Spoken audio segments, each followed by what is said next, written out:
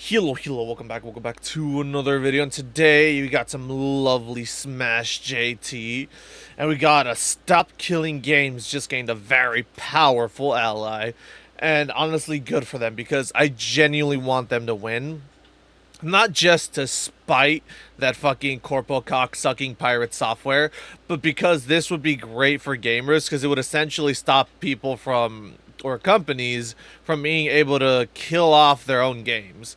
Like, Destiny 2 is releasing a whole bunch of content right now. People are not enjoying it because they're not really balancing shit correctly. And every boss feels like a fucking damage sponge. And with all the content that they're pushing, some people are actually going back to Destiny 1 and playing that all over again. And imagine if they just, if Bungie just suddenly decided, now that they were acquisitioned by Sony, let's say Sony says, all right, we're pulling the plug on Destiny 1, and they shut down all of the Destiny 1 servers, and people can't go back and play Destiny 1 anymore because that's a live service game. How livid would the Destiny community be if they did that and they forced people to play their the Destiny 2 shittier version? Now, mind you, Destiny 2 has some pretty decent story writing, and some of the story is good. Like, a lot of the story content is actually good, in my opinion. But people's issues are with the raids and the dungeons and all that other jazz. You know, the late game content. And in my opinion, they have all pure valid criticisms of the late game content. Like, yes, bosses being too fucking spongy and tanking too much is an issue. Then there's the fucking cheater problems that they're fucking going through. And then there's a whole bunch of other issues in the game. And what if they just kill off Destiny 1 to force people to play Destiny 2? After fucking, vaulting the entire first half of the game, Red War, Curse of Osiris, War Mines Forsaken. That's quite literally 3 expansions and the initial storyline that came with Destiny 2, all vaulted, all gone. You can never play that shit again. And it's pretty stupid. But yeah, let's get into it. Sorry for the side rant. This comes to us from Pirate Nation, who says the Polish Ministry of Digital Affairs discusses Stop Killing Games initiative. Oh shit. After discussion, they decided to support the initiative. Let's go, win for Poland. The screenshot, which is definitely not translated. So I brought it Let's over. Go, femboy country. I was like, hey, translate this for me. And it says, Weronika Smartish is with the Ministry of Digital Affairs at the Sejm of the Republic of Poland. Stop Killing Games, the beginning of the discussion in the Sejm. Today, during a session of the Commission of Digitalization, Innovation, and Modern Technologies based on my motion, we began a... Oh shit, so she straight up fucking started all this. Yo, that's actually really cool. Yeah, she saw this, and instead of ignoring it, she brought it to everyone's attention. Yo, W for her, man. Discussion on protecting consumers' digital rights in light of the European Citizens Initiative, Stop Killing Games, which has supported by over 1 million EU citizens. Including oh fuck, I forgot. Yo, this means that all the signatures that they got, at least 1 million of them were good. We're good to go. Let's go, dude. That's fucking great. Because last time we covered this, I think they were what, at... If I'm not mistaken, they were like at what, 1.1 or 1.2 million? 1.15? Somewhere around there. Which is really fucking great. And bro, 150,000 from Poland. Yo, if that's not a wake-up call to a government that, yo, this is something the people care about, I don't know what is. Nearly 150,000 from Poland. And it's really good that, fucking Poland is the first one to back them, having at least 150,000, nearly. Like, this is really great. Talk about politicians who actually pay attention and actually listen to what the people say. propose that video games we've paid for should remain accessible even after servers are shut down, Yeah. e.g., in offline mode, or via tools that enable private server hosting. Yeah, like I said with Destiny 1, what if they shut down the servers for Destiny 1 and then you can no longer play D1? In my opinion, they should have tools to enable private fucking servers, like it says here. Because people still love D1 and people still want to play D1. It's stupid. During the conversation, the Ministry of Digital Affairs and MPs present at the session expressed support for this initiative. This is an important topic in the context of the changing digital market and consumer rights. It's worth discussing how to strike a balance between the interests of creators and the expectations of users. I believe just that subscribed. a calm dialogue. Welcome to the Leviathan Kingdom. It always freaks me out when that shit pops off during whatchamacallit during a recording. I'm like, what the fuck? Oh my god, dude. Whoever that was, thank you very much. And openness to new challenges are needed in the debate on digital consumer rights. Hashtag stop killing games. So Yep. Poland is all in. Let's on go, stop killing dude. games and finding a resolution for it, which was refreshing to say the least. Yeah, And we especially have an update from it is refreshing because especially given how other governments in the UK or in Europe are essentially just outright trying to ignore this and siding with the corporations and allowing corporations to actually fight back against this initiative that the people very obviously care about. It's fucking ridiculous, man. Ross at Stop Killing Games for a specific section of a video that he posted yesterday. Oh It shit. talks about a whole lot of stuff, and I have already seen this video. There was one section that really stood out to me. The rest of it is just kind of like what his channel does and stuff like that. I want to focus on the itch and Steam censorship situation because he brings up some fantastic points. Hey yo, what Steam the fuck censorship is they're ruining new Mega Drive games, bruh. The fuck? situation because he brings Okay. up some fantastic points about the correlation of them. Current Steam and itch censorship going on right now. I am not an expert on that, but I can talk about how it relates to us. I have some good news and some bad news. Oh and I boy. think some more good news. The good news is if a storefront removed your game and gave you no ability to back it up and continue running it without further support, then that is exactly the situation Stop Killing Games is trying to address. Huh. We've been mostly focused Look on at that. games that have the online dependency built into the game, but if a store gave you no notice before You know what's hilarious? Pirate Software's own game, his Undertale ripoff, that requires live service. So at any moment, he could pull the plug on that and just essentially be like, haha, you guys got ripped off, even though that's essentially what happened. Because, holy shit, that game is fucking atrociously awful. removing your game, then yeah, it's the same problem, just a different flavor.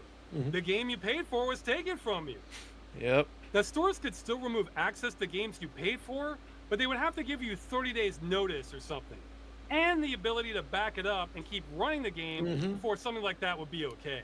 Bro, in my opinion, they should just give you an outright refund if they do that shit, regardless. Be like, alright, we gotta pull this game, you paid $60 for it, here's your $60 back, go buy another game. Or if they don't want to give actual fucking money back, give credits back. Like, Black Ops fucking 2 is still $60 on Steam. That game came out how long ago? Quite literally could be considered a retro game by now, but it still costs $60. And what happens if they pull that? In my opinion, if something like Black Ops 2 were to get pulled because, you know, fucking Activision and Call of Duty isn't seeing the numbers that they want with their newer CODs because they suck fucking ass, Steam should be like, alright, well, we're going to charge you the money that You charge them to pull for pulling the game, and we're gonna refund that to the consumer, or they should give out fucking credits. You know, you buy a 60, 70 fucking $100 game, some fucking premium edition of a game, and they pull it. Realistically, they should give you at least credits. You know, here's $100 in Steam credits so you can buy another game.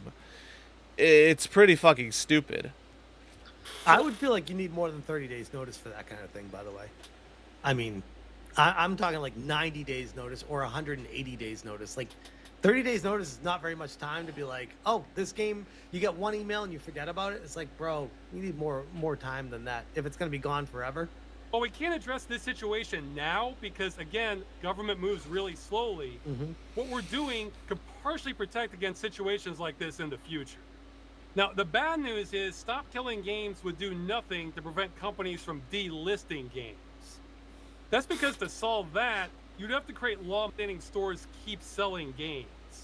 That seems unreasonable and unrealistic. Yeah.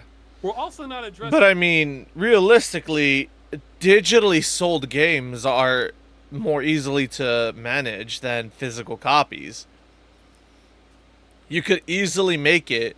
The workaround around this, in my opinion, would be you make it so that way, okay, if stores are no longer going to be selling the physical copies, then they can have, you know, card codes for digital copies and sell those, because those take up way fucking less space than a fucking case and a CD. Like, you could literally have an entire drawer just dedicated to that shit. I also find this whole argument that, you know, stores can't be realistically forced to constantly sell a game to be very, very idiotic, because you have GameStop that acquires old games and then resells them at a marketed price than what they sold it to you for. So it's like, okay, if you're talking about like retail stores, sure, whatever, but retail stores already cycle through their own games. Like, so the argument just seems a little bit flawed from that sense, because retail stores, they already stopped selling fucking Nintendo 64 games. They already stopped selling PS2, PS3, and PS1 games. Target only sells, what, PS5 and Xbox games? Whatever the latest Xbox is.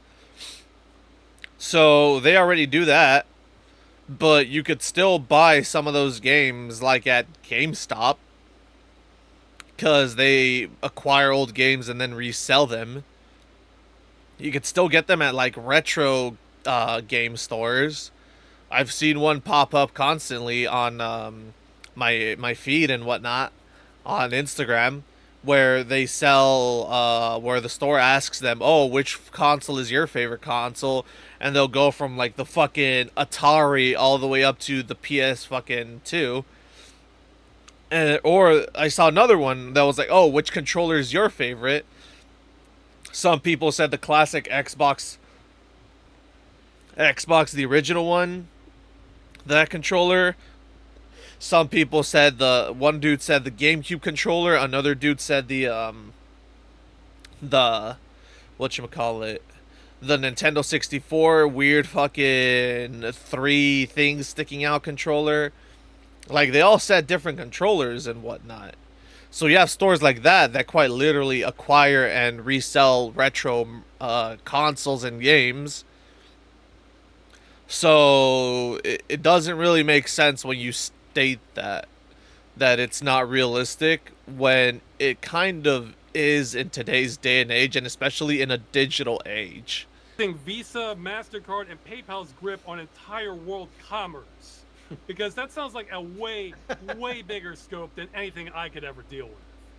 One of the reasons Stop Killing Games has made it so far is because there are gaps in the law on the issue of game destruction.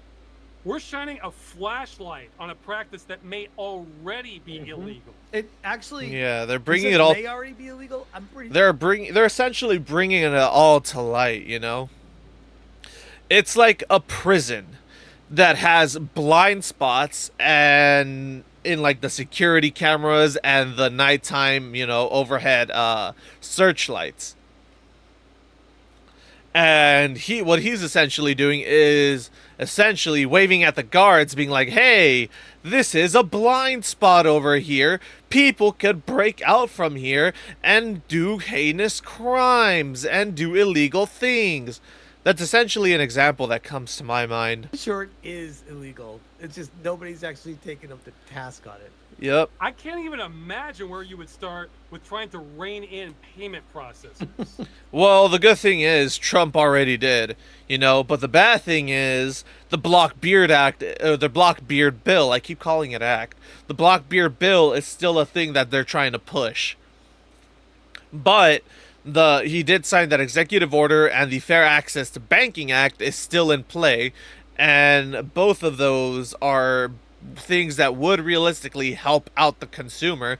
And if those laws get enforced, then because of how big America is and how much weight America has, just like how big the EU is and how much weight the EU has on the world would sort of have to acclimate and essentially rewrite their shit to compensate for the laws that these major powerhouses are putting into play. That said, this censorship problem has gotten a lot of attention. So hopefully smarter and more experienced people than myself know how to push back against this. But even if they don't, I think this is a problem that will solve itself over time. That's wishful both thinking. Players and publishers want to buy and sell the games that are being censored. So that means there's real market pressure to find a solution. Yeah, like, imagine Sony puts out fucking whatchamacallit, EVE Online. Is that what it's called? Not shit. Is it EVE Online? I might be thinking of a different game. Nope, I'm thinking of a different game. Ah, fuck. God damn it. Stellar Blade. So, Sony, right, puts out Stellar Blade. It's Sony, right?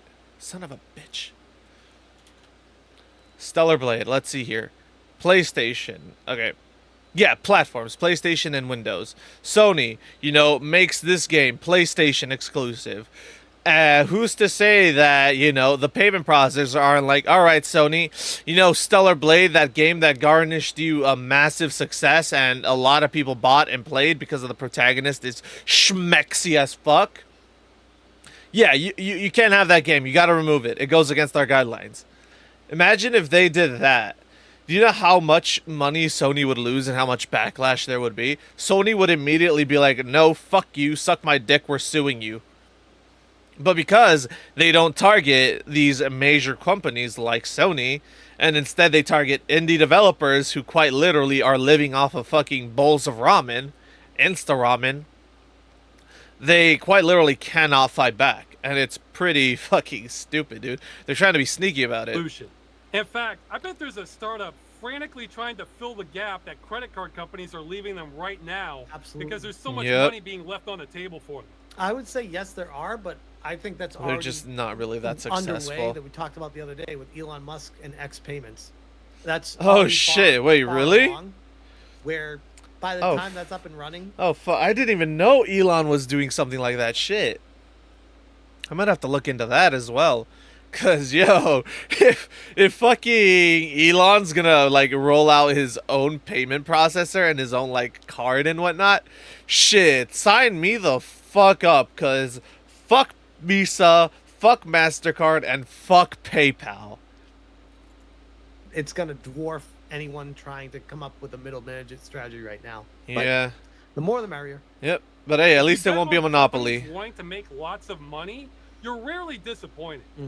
I also think this situation points out how hollow the alternative solutions you sometimes see suggested are.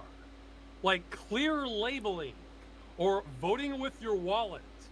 In both cases, those do not save the games you want to keep. Right.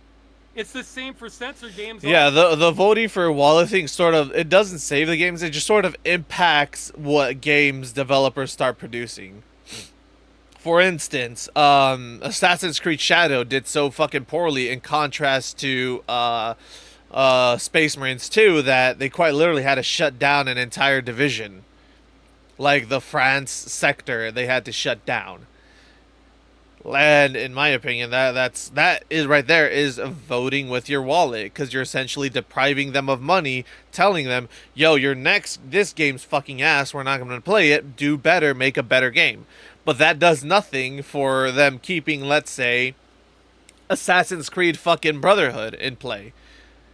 Like, that won't stop them from, saying, all right, we're pulling Assassin's Creed Brotherhood or Assassin's Creed Revelations from the stores. You can't play those anymore. Voting with your wallet won't really do much again for that. Voting with your wallet only helps if the game is allowed to exist in the first place. Yep. So just look at Games Concord. will only help with part of this censorship situation in the future, but it's certainly compatible with people trying to do more. Okay, speaking of the future, I think what we've done with Stop Killing Games Okay, so that was the section I really wanted to talk about from that. And then I wanted to go on to one more part of this that I found interesting, Ooh. which was Games Oh, Radar fuck my covering eyes. it as well. Oh, Because shit. Stop Killing Games is actually making a massive, massive disruption in the market right now. That's I'm seeing great. developers, CEOs, figureheads in the industry on LinkedIn. You search Stop Killing Games on LinkedIn, it is the talk of the town. Some are very Holy for shit, it, some dude. are very against it. But the fact that they're talking... Oh, gee, I wonder which developers would be against it. It wouldn't be the ones that are actually in favor of, consumer rights and having better consumer laws to protect them from corporate dickings, right? Pirate software. Oh, sorry, I had something in my throat. about it tells you that this has permeated far beyond YouTube. This has become a actual situation. Stop Killing Games has actually changed the timeline. As EU petition comes to a successful close, founder says unending overtime has him ready to take a break for the next 10 years. He's talking about Ross here. But he's sticking around until it's done. And he said, you know that life-draining machine from The Princess Bride? Yeah, I feel like I might have had a round or two on that. Yeah, the dude. Oh my god, Stop man. Killing Games campaign. I can guarantee this has caused him so much stress.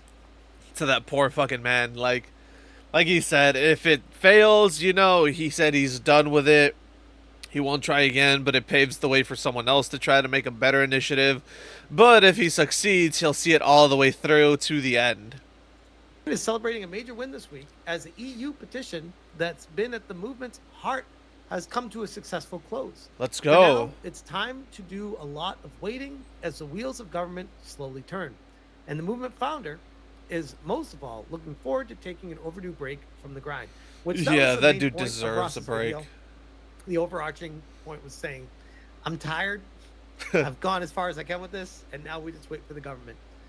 Which I can understand and I can respect. And he wants to get back to doing what he does on this channel, what he always did. He was never about Stop Killing Games. He was about talking about the games behind the scenes.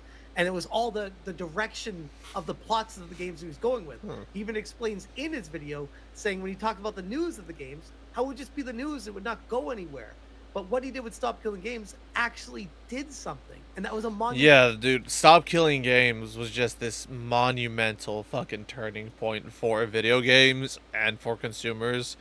And in a way for developers as well, because they're going to have to acclimate to all of this these new laws that they might set in play because of Stop Killing Games' success. And honestly, that guy deserves a fucking well-needed vacation, because like I said, I can only imagine the amount of stress Stop Killing Games put him under, especially with the amount of people who wanted it to succeed, and he was just there like, if it succeeds, it succeeds, if it fails, it fails, it is what it is. While his fucking heart rate and his fucking blood pressure was going through the roof. Mental impact in the gaming world. Like, this is one of those moments that, like, he made a difference on planet Earth. He will quite literally did that. He might literally go down in gaming history. Like, not even as a joke. He might genuinely go down in gaming history for this. Future of gaming. It's crazy to say. Hopefully, fingers crossed, it holds true and gets through and does actually make a difference. I think what we've done with Stop Killing Games has actually changed the timeline, or is attempting to, says Ross Scott in the new wrap-up video.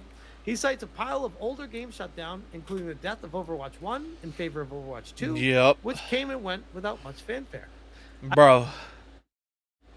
I kept using Destiny 1 and Destiny 2 as an example. Holy shit, I completely forgot about Overwatch 1 and 2. Let's not even get into the fact that Overwatch 2 isn't even what the developers promised it would be. Overwatch 2 was supposed to be the PvE experience that Overwatch 1 never fucking got. And guess what? The PvE experience never fucking came to Overwatch 2 either. Like, it's so pathetically sad. I feel certain. It's like Call of Duty promising you a campaign for their next COD, and then just say, or like not even a campaign. It's like Call of Duty saying, all right, the next fucking Call of Duty is gonna have zombies. You know, it's gonna be the next stepping stone in zombies. Or no, it's not. It's gonna be an entirely new story in zombies, completely separate universe from the entire Black Ops series, completely separate from, you know, Samantha, Richtofen, Dempsey, and all those guys, and the fucking Dark Ether. It's gonna go back to its core of just some Nazis experimenting with drugs, mixing shit, and they accidentally make zombies in a lab. Kind of like some Resident Evil shit where it's accidentally made in a lab. And then the game comes out, and instead you're hit with Spec Ops. And you're just like, where's the zombies? And they're like, here's Spec Ops instead. Without us, the crew would have been just another shutdown, like Darkspore, Battleforge, PlanetSide, Asher's Call, and Dust 514. I mean, if any game was going to get people motivated, I would think it'd be Overwatch. It sold over 50 million copies, was destroyed, and people just accepted it, which is true, by the way. I feel like people accepted I stopped playing that because shit. It was just like, yeah, I guess this is how it goes. They didn't think they had recourse.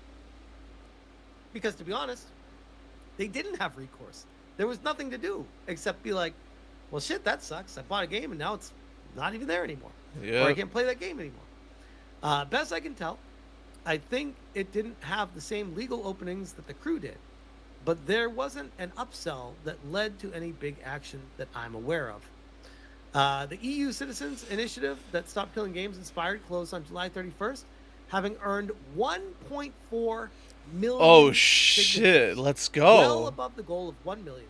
The process. Yeah, the goal was 1 see million. the All right. organizers of the petition. Yo, that's really good because, like I said in the other videos that I've done about this actually helps out because if some of those signatures are fake signatures that people were using, like bot signatures, it would at least help out because it would balance out.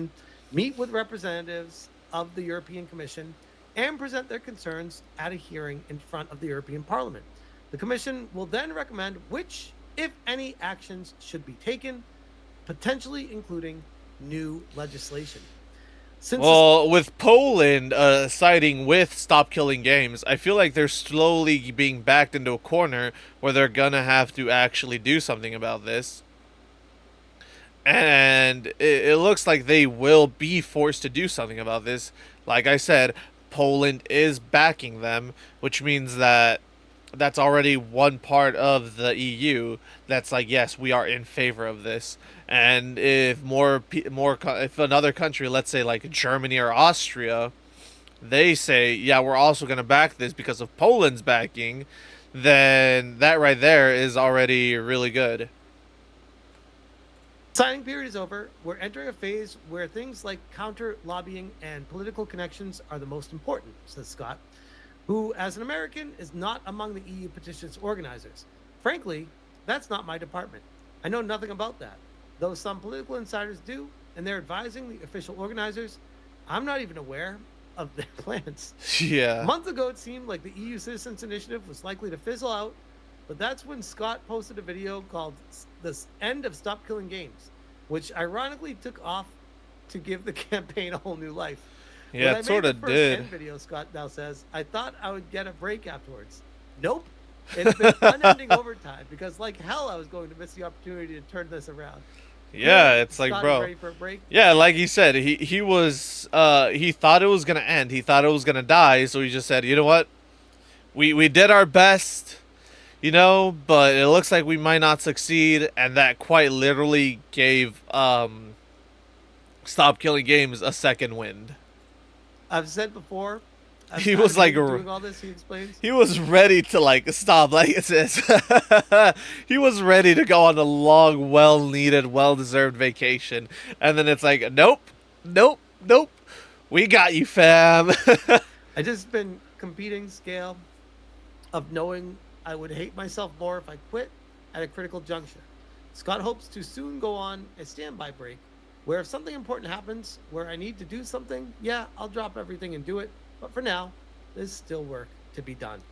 Yeah, I mean, right now, I feel like if he's done all that he can, and now it's in the hands of like the government or the people in the EU that are the ones in talks of like fixing all this shit together, then yeah, he should realistically just take a nice, well-needed break, and just keep his phone on fucking vibrate and check like the messages every now and then just to see if they need him, and if they do, like he said, just immediately go into fucking DEFCON 5 and drop everything and get right back on that saddle.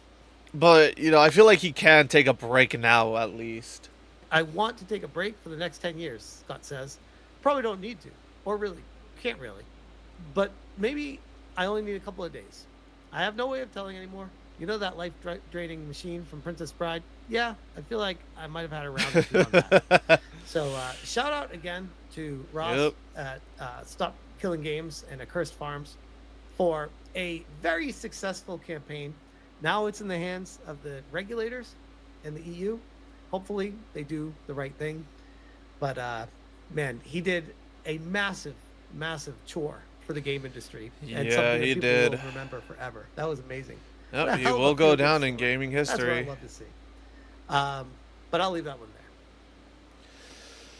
there. Oh my god, fucking hell, the Roblox situation. That's a fucking entire topic to have on its own. Fuck. Alright.